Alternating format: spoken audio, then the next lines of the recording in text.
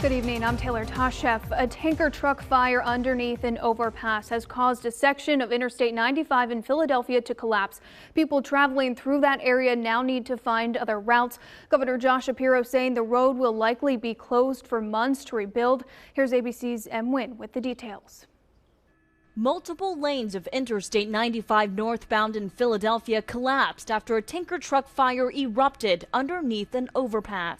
The northbound side of I-95 has completely collapsed, and the southbound side is not structurally sound to carry any traffic over it. Emergency dispatchers received a call for an accident on the off-ramp of I-95 at 6:22 a.m. Sunday morning. This is in the underpass. Something is ignited. Give me 2 more engines. Large plumes of thick black smoke could be seen hanging over the highway. The fire department says crews have extinguished the fire, but explosions could be heard in the area. Those are the runoff of maybe some fuel or gas lines that could have been compromised by the accident.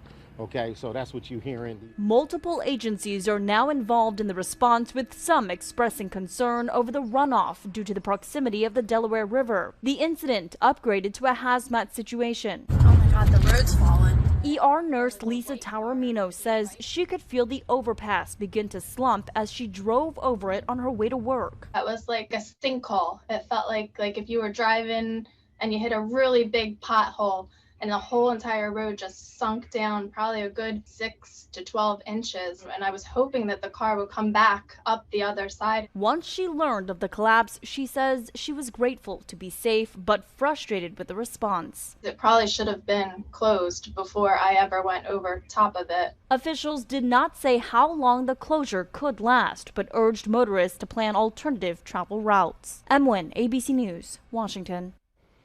Governor Josh Shapiro just finishing up a press conference in Philadelphia, updating residents on the collapse of part of I-95. The governor says emergency officials are still working to find out if anyone was injured in the collapse. One car is still trapped. Shapiro also saying he will declare a disaster declaration tomorrow that will allow the use of federal funds to help rebuild the interstate.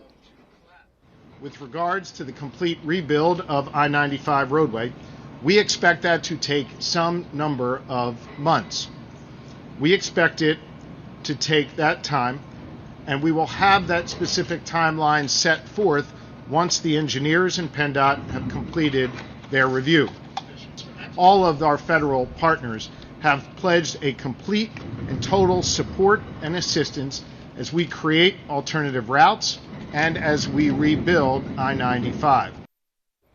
Agencies are looking at ways to get traffic through that specific area. And the White House says President Biden has been briefed on the fire and collapse on I-95 and has been in contact with Governor Shapiro and Philadelphia's mayor. The president is set to visit Philadelphia on Saturday for a campaign event. It's unclear if he'll visit the collapse.